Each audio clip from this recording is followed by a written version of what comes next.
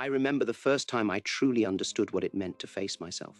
Not in a mirror, not in reflection, but in that moment of absolute truth when everything else falls away. It was during a sparring match in Hong Kong. My opponent was skilled, disciplined, everything you'd expect from a master of his craft. But as we circled each other, something strange happened. I wasn't seeing him anymore. I was seeing myself, my fears, my limitations, my ego, and in that moment of clarity, I realized something that would change everything. The most dangerous opponent you will ever face isn't standing across from you. It's the one inside you. This truth isn't just about fighting. It's about life. The battles you face every day, the obstacles that seem insurmountable, the challenges that wake you in the middle of the night, they all stem from the same place. That inner voice telling you that you're not enough, not ready, not worthy. Subtle whisper that plants seeds of doubt just when you need confidence most. I call this your inner opponent, and mastering it is the most critical battle you will ever fight. Are you ready to confront this opponent? Are you prepared to look inward with absolute honesty? Because what I'm about to share with you isn't just philosophy. It's a path to liberation. But I warn you, once you see this truth, you can never unsee it. Like looking directly into the sun, it will forever change how you perceive yourself and the world around you. When I first began teaching in America, I faced resistance from traditional martial arts schools. They criticized my methods, called them unorthodox, even disrespectful to ancient traditions. But these external critics weren't my true challenge. Late one night, after everyone had left, I found myself alone in my room, surrounded by silence. I was executing a technique I had performed thousands of times, a simple side kick. As I moved, something felt off. Not in my body, but deeper. I stopped and stood completely still. In that moment of perfect silence, I heard it clearly for the first time. The voice of doubt. Who are you to challenge centuries of tradition? What makes you think your way is better? You'll never be accepted. This voice wasn't coming from my critics. It was coming from within. I realized then that I had been fighting the wrong battle all along. The real fight wasn't against external skeptics.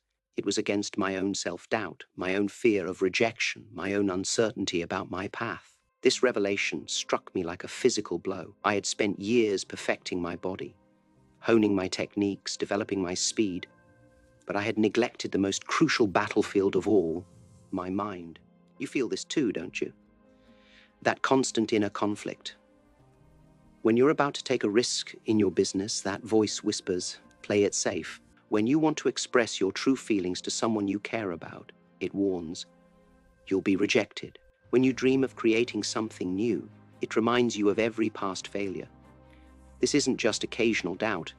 It's a formidable opponent that knows your every weakness, because it is you. Let me tell you about the 3 most dangerous manifestations of this inner opponent. I didn't discover these in ancient texts or from my teachers. I found them in moments of brutal self-honesty, in the space between heartbeats, in the silence after the storm of activity. First is the perfectionist. This opponent appears helpful, pushing you toward excellence. But its true nature is paralysis.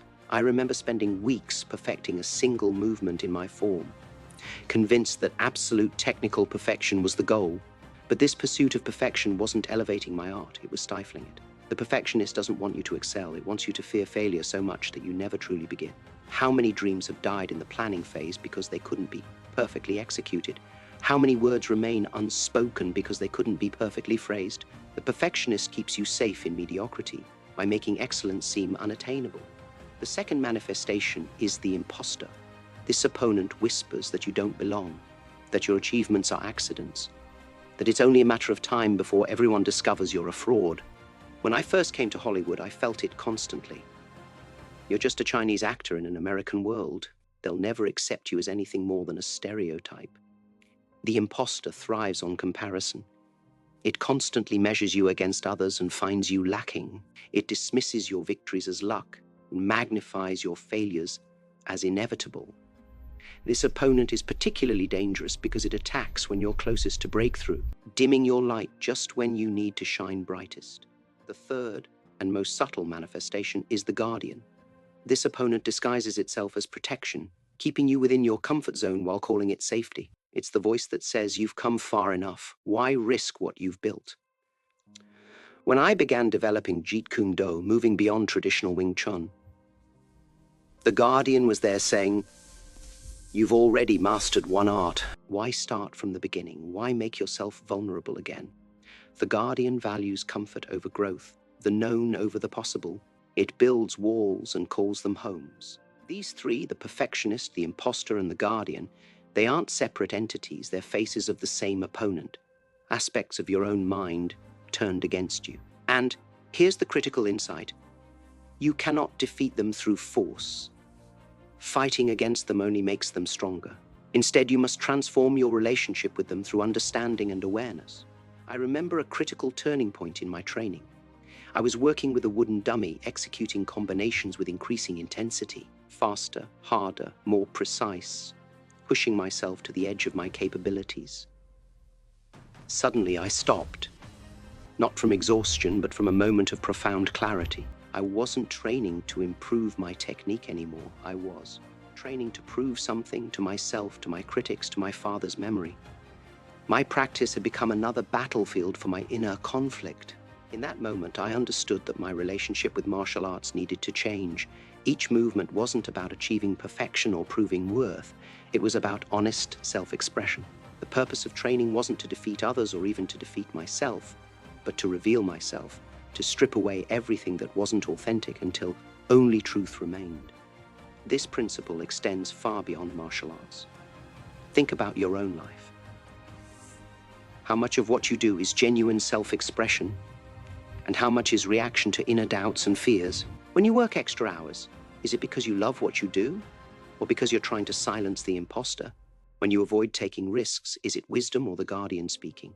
When you abandon projects halfway, is it practical assessment or the perfectionist demanding the impossible? The real battle isn't out there in the world of competitions and conflicts. It's in those quiet moments when you're alone with yourself, when there's no one to impress, no one to defeat, no one to blame. That's when these inner opponents are strongest. And that's precisely when you must remember what I'm about to teach you. When I created Jeet Kune Do, people thought I was developing just another fighting style. But I wasn't interested in adding to the confusion of techniques and systems. I was interested in stripping away, in removing everything non-essential, until only truth remained, using no way as way, having no limitation as limitation. This philosophy applies even more powerfully to your inner battles. Most people approach their inner conflicts with rigid methodologies, positive affirmations, strict routines, forced visualizations. They try to overwhelm negative thoughts with positive ones, to fight darkness with artificial light. But this approach misunderstands the nature of the mind. You cannot defeat thought with thought, just as you cannot calm water by striking it. True transformation comes not from opposition, but from integration. Remember my most famous instruction, be water, my friend. Water doesn't struggle against obstacles. It flows around them. It doesn't resist the container, it adapts to it. When facing your inner opponents, rigid resistance creates only more tension.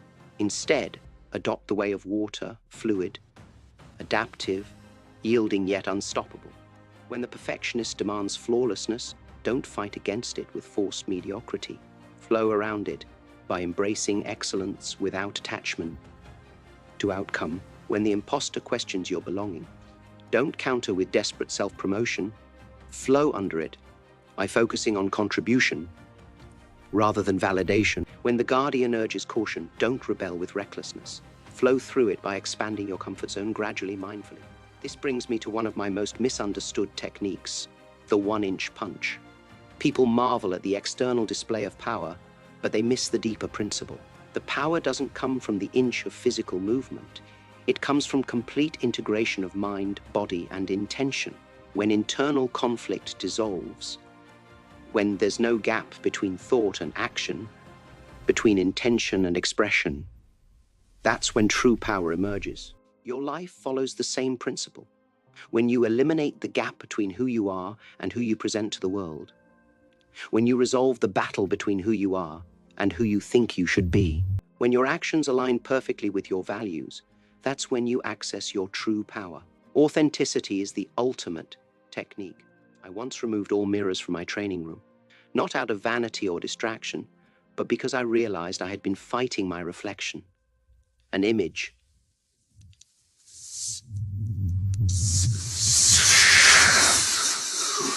Who I thought I needed to be. The real battle isn't with what you see in the mirror. The real battle is with the beliefs that make you see an enemy at all.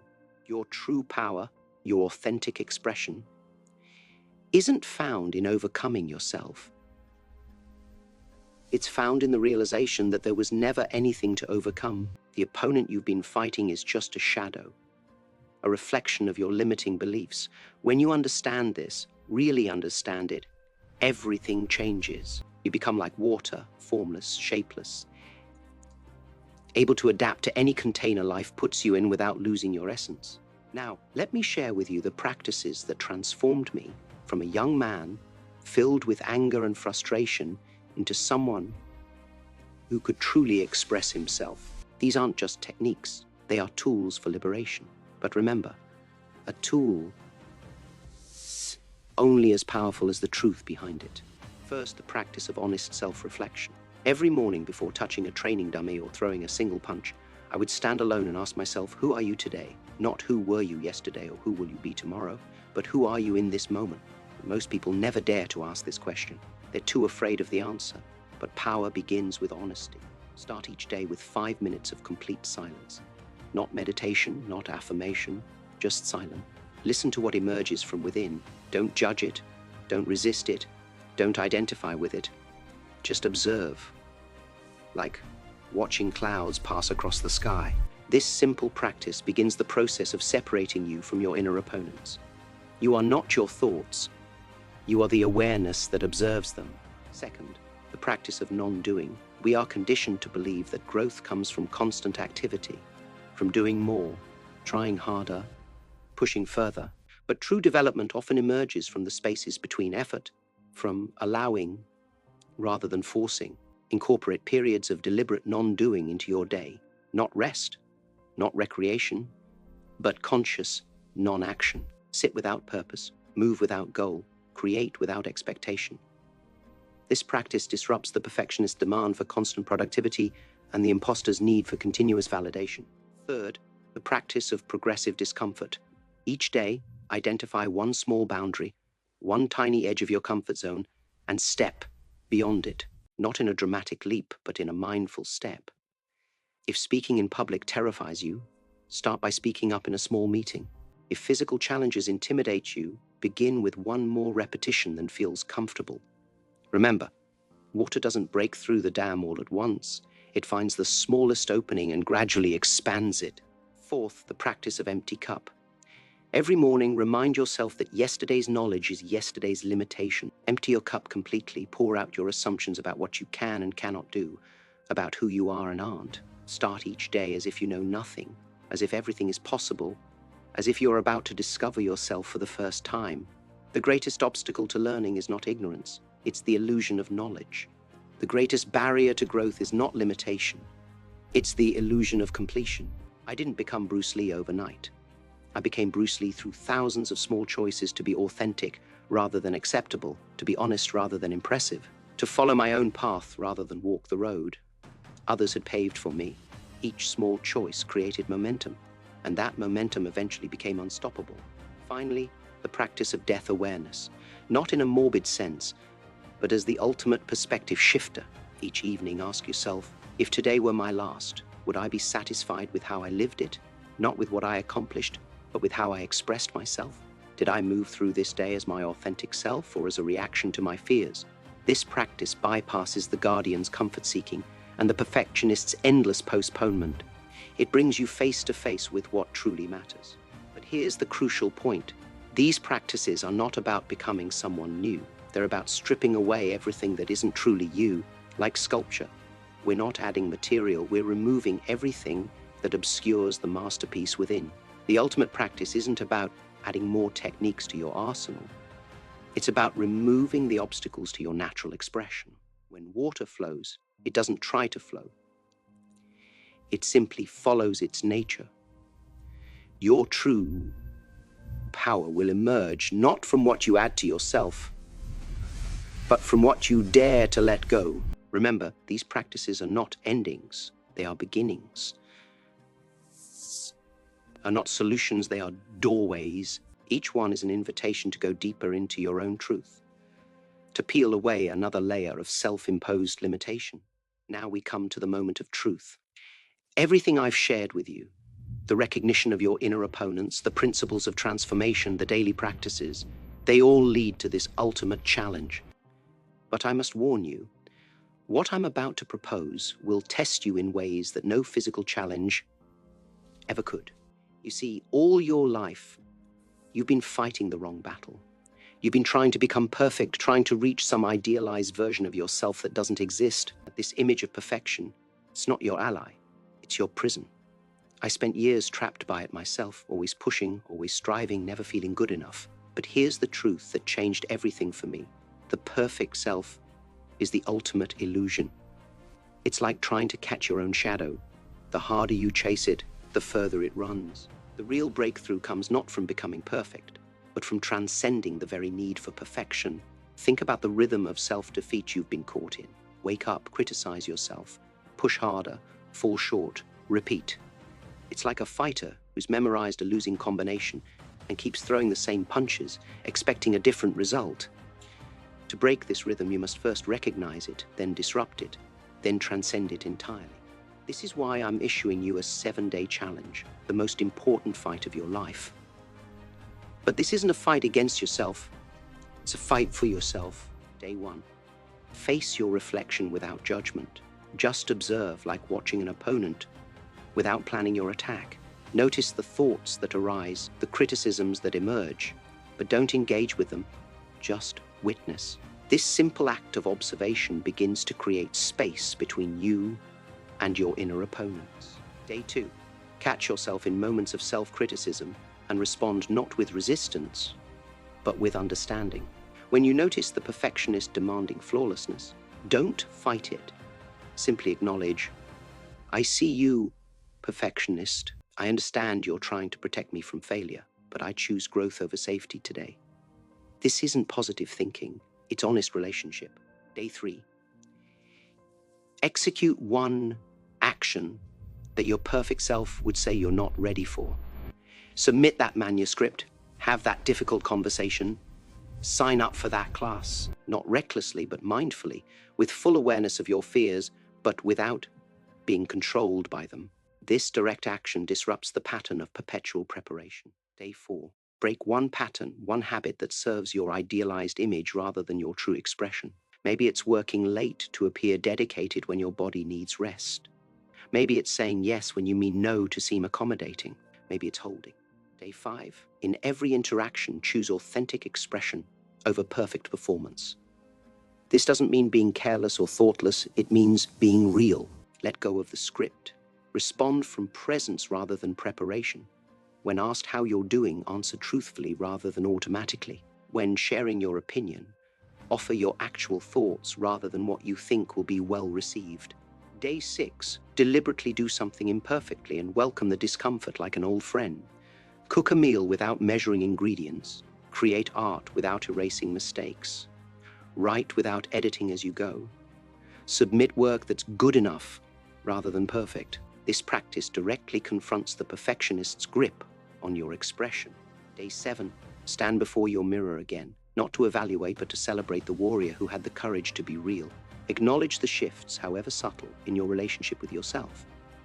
This isn't about dramatic transformation, it's about starting a new pattern, initiating a new relationship with your inner world.